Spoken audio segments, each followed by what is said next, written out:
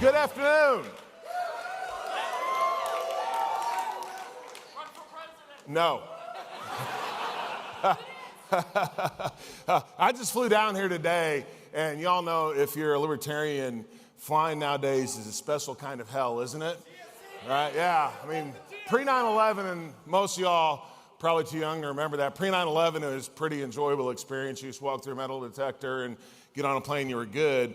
You know, then all that happened. But I now see the TSA is back to wearing masks. I'm going, come on, guys.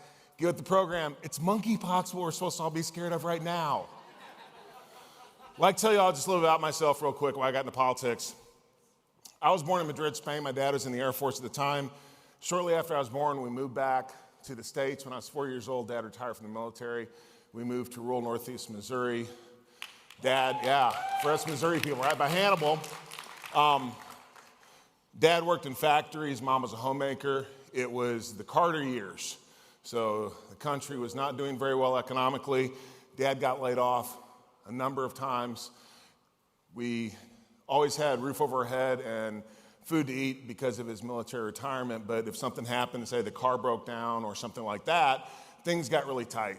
And I just felt like I didn't want to live paycheck to paycheck when I was, grown and I'm on my own, and I wanted financial security. My folks worked really, really hard, but that had a profound impact on me.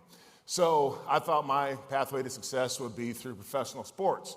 I wanted to play baseball. I was a horrible baseball player, so that didn't work out. Ended up switching to basketball, pretty good at that. Went to college at Truman State University to play basketball. Yes. I know there's some folks from here, not bad from there. Ended up playing football. And it looked like I might have a career in the NFL, then I blew out my knee, which was devastating for me. But as I look back, I realized it was a lesson in how incredible the free market is, because the only limit to how you use your God-given gifts and talents is your imagination. So, big guy, still a good athlete despite the bad knee. My degree's in English. For some reason, I got a degree in English, but I did. So I know a little bit about drama and theater. So I got into professional wrestling, of all things, right? Yeah. And after a few years, I made the big time in WWE and ended up with this character, Kane, that was created for me. And it's like my life changed, and I traveled the world. I've been in all 50 states and 40 countries. I've entertained millions of people live and on TV, worked with some of the greatest performers in the entire world, people like Dwayne "The Rock" Johnson. Hey, what did he ever end up doing? He got in the movies, I think, right? No, people like him and Stone Cold Steve Austin, The Undertaker, John Cena, just all these stars. I did a skit with the Muppets once. I was even in a Scooby-Doo movie. Yeah. And if y'all are ever looking for a good Christmas present for your younger siblings, check out Scooby-Doo Goes to WrestleMania. Highly recommend it. But then I look back on my life and I'm like, I grew up on a farm in Missouri. My family didn't have any money, didn't have any political connections. How is it possible that someone like me who had very few advantages in life can do what I've been able to do? It's been extremely blessed to do the things that I've been able to do. And then there are people who grew up in much humbler situations than I ever did, who have done amazing things with their lives. Here in America, how is that possible? Freedom. That's right. It's freedom and liberty. It's the free market. It's the free enterprise system. It's the freedom and the liberty that we have to utilize our gifts in the way that we want to benefit other people. And if you do that, you can do anything that you want with your life. That's the story of the American dream. That's what it is all about.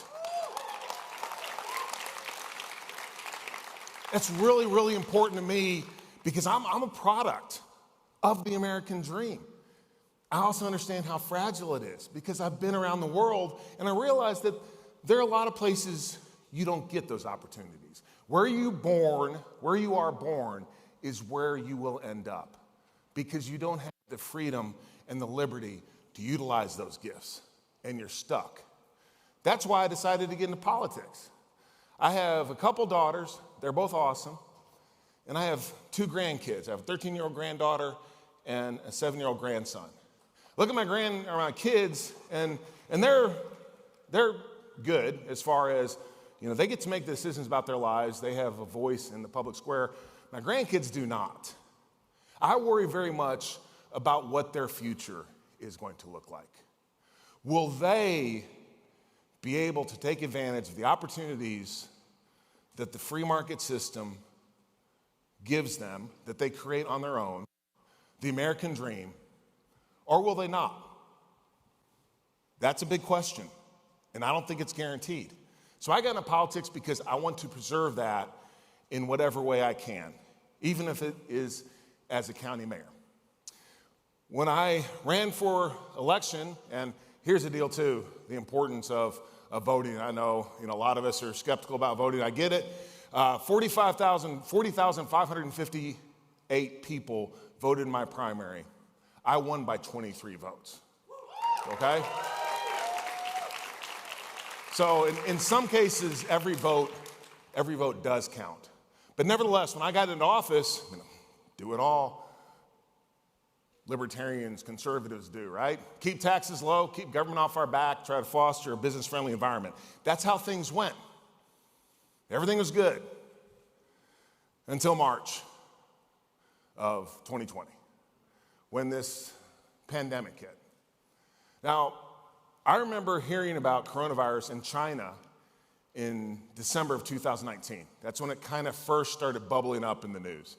And I talked to some of our public health experts. I was like, so what's going to happen with this? Well, the last time we had a pandemic, I guess it was either bird flu or swine flu, and it'd be around 6 months, and it'll be a pain, but 6 months is how long we'll be dealing with it. 6 months.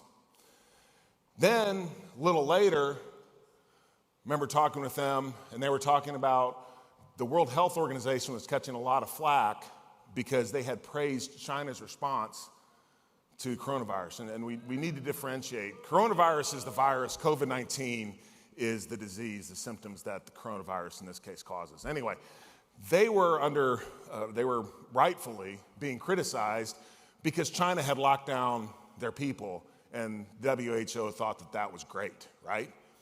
My people told me, we can never do that because they're a communist country and we're not. Yeah, here's the problem with that. About 4 months later, that's exactly what we did. It's exactly what we did. And even initially, everybody was nervous. I was nervous. What's going on? What's happening?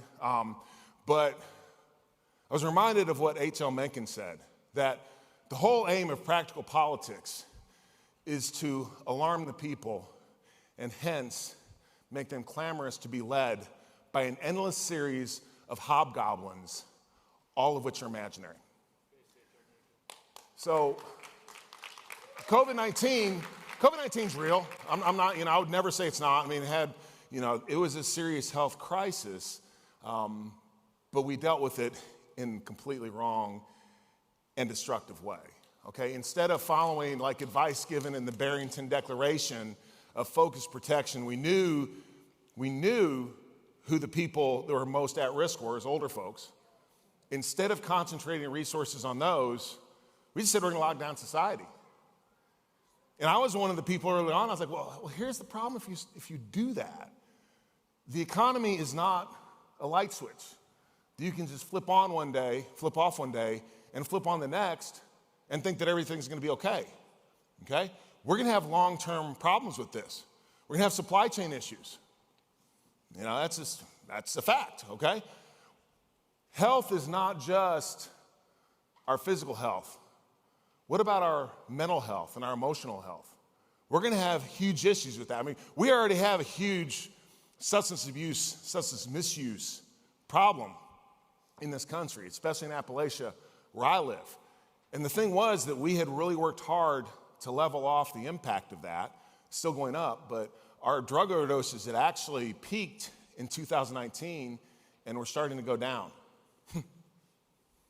That's not happening anymore. In April of 2020, I guess, we had a 3-day spat of suicides in Knox County. 10% of suicides for the entire year in normal circumstances happened in 3 days. And I pointed out, we're talking about lockdowns, we're talking about people losing their jobs, we're talking about isolation. Maybe people are being depressed and more prone to mental illness. Our paper of record said that there was no data to indicate that, and that I was an idiot, basically. Yeah. Things just kept on going along, and this is where I get into weeds of as far as how laws are written and how unintended consequences, and how when politicians write laws, they don't think about what's actually going to happen later on if something like a pandemic occurs. We found that in Tennessee, okay? I essentially had no power to do anything in my county, okay? I couldn't stop anything from happening. We had this Board of Health. I sat on the Board of Health, but they were the ones making all the decisions. They were unelected bureaucrats. They were doctors, which is fine, but I had the county mayor is not the person making the decisions. So I actually became kind of legendary because we had all these 8-to-1 votes for mask mandates, for shutting down businesses, for all these things. Guess who the one always was? It was always me, right?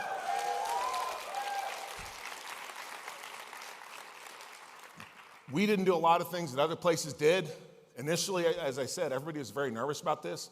The governor made a decision in late April 2020 that I vehemently disagreed with. He issued a safer at home order.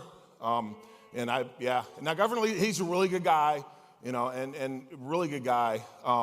But I recorded a video where I said, unfortunately we have to comply with this, but it's wrong and it's unconstitutional, okay? Because we have a Fourth Amendment. Fourth Amendment basically implies that we have a freedom of travel because you cannot be stopped arbitrarily. More importantly, we have a Fifth and 14th Amendment, which both protect due process.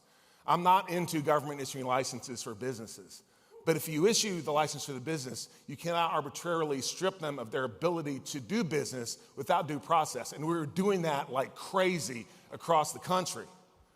And I said you couldn't do that. So I pushed back against all those things as much as I could. And then, of course, eventually things turned. People just got tired of it. In Tennessee, I don't think we really paid attention to a lot of it anyway. But people got tired of it, and they got tired of this Board of Health ordering them around and all of these things. So eventually the power did come back to me to start doing some stuff, and I did. It was funny because the governor had given the power back to the county mayors to issue mask mandates. That was in, I forget when it was, but he said a month later he wanted them all of them lifted across the state. I lifted it that day, and it was funny because, which actually wasn't as fast as I wanted to do it, but it was funny because he said by the end of May, and some guys on the radio was like, Jacobs must have thought he said by the end of the day.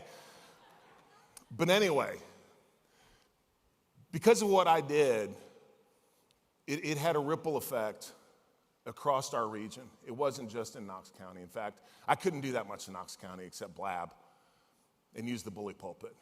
But I did as much as I could. And I later found out, for instance, that the district attorney general a couple counties over was reading what I was saying and made the decision, he and his team, that they would not prosecute offenders of public health orders based on what I said.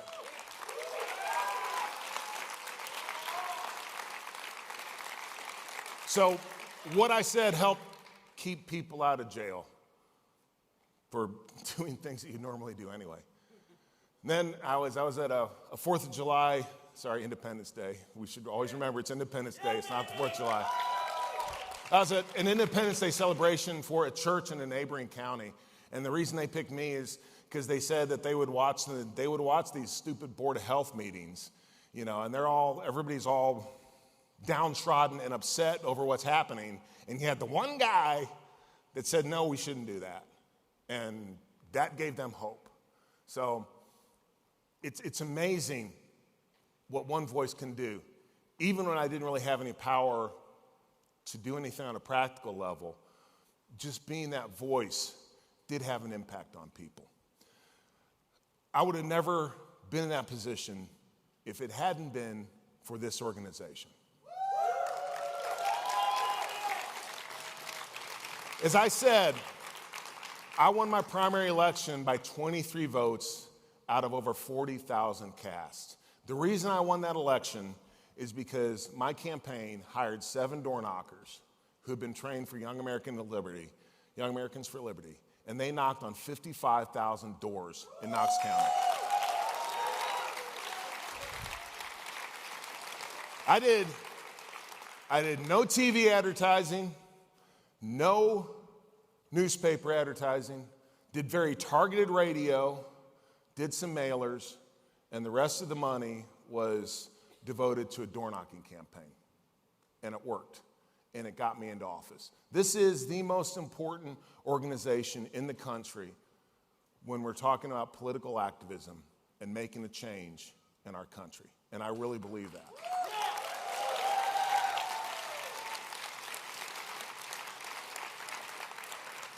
Now, sometimes I also think, man, you all got me in politics. I don't know if I should thank you or not.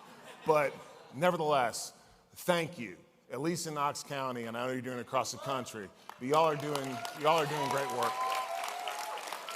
And I'd like to leave you with one thing and one thought, and this is probably the most important thing I'm actually going to say today.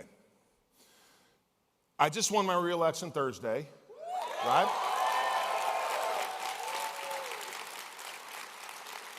But it's a little troubling. In Tennessee, we're odd with our local elections. Our primaries are in May, and then our primary election is the same day as the state and federal general elections, which this time, for some reason, fell on a Thursday instead of a Tuesday. But I was probably the biggest race on the ballot. The governor's unopposed. Our congressman, who's pretty good, is unopposed. We don't have any U.S. senators on the ballot. We had one state house race for one district on the ballot, which is a very small amount of voters in Knox County. The Republicans did not turn out. So when you look at the difference in my general election between where I was 4 years ago and today, my Democrat opponent actually lost 1,700 votes from what the other Democrat opponent had in 2018. I lost 20,000 votes. I went from 51,000 down to about 30,000, okay? So the margin of victory in 2018 was 67% to 33. This year was 55 to 45. And it was that way across our county. Every countywide race, mine, Register of Deeds, District Attorney General, County Clerk, they were all about 55% plus or minus a point or two. So today I was in the airport and I ran into some folks who recognized me, and they come up to talk to me. And they were from Farragut, Tennessee, which is part of Knox County. It's a small town in Knox County. They had moved from California 3 years ago. Now, a lot of people in Tennessee, we talk about don't Californize our Tennessee, okay? Because everybody's worried about liberals moving to Tennessee. That's not what I see is happening. The people that I talk to are just fed up with the liberal ways. They're fleeing tyranny, okay? And they're moving to states like Tennessee. And that's what these people were. They're actually Republicans. But the wife had voted and the husband didn't. It's like, why didn't you vote? And she was like, well, we didn't really know about the election. That's fair enough because, like I said, I was probably the biggest race on the election. So you didn't have, normally you would have a lot more money flowing into advertising for the election. But then she said something that really struck me. She said, people are tired of the political BS, okay? And I've seen this time and time again. I was at a Republican club meeting where they were grilling a state senator. And he and I don't agree on a lot of stuff, but it was really embarrassing because they were screaming and yelling and it was terrible. And I thought to myself, I couldn't have brought my wife to this. I couldn't have brought a friend of mine that I was introducing to this group to this because I would have been embarrassed. We have to be happy warriors. I fight a lot, and I don't always do that. But that's what we have to be because people are looking at us, not only in our policies, not only what we talk about, but our personality and our attitudes, okay? Ron Paul used to say, no long faces. We have to be ambassadors of what we're trying to do, and that means we can't be angry all the time, which is unfortunately sometimes what I see, especially in the modern Republican Party, because that's driving people away.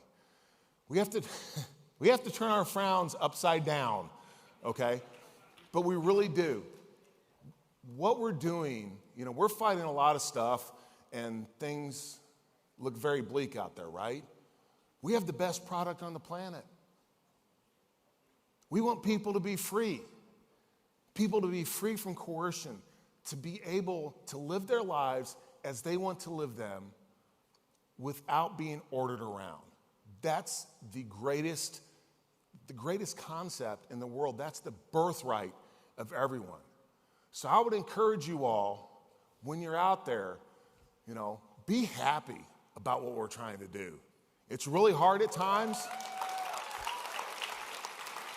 And trust me, it's really hard at times. I'm a natural, sarcasm runs deep in my bones, okay? But we have to be happy because people are looking at you and they're not just judging what you say, they're judging how you say it and the attitude that you take. So have a good attitude and be happy about this because we're selling the greatest product that the world has ever seen. Thank you all so much for having me today. Really appreciate it. Thank you.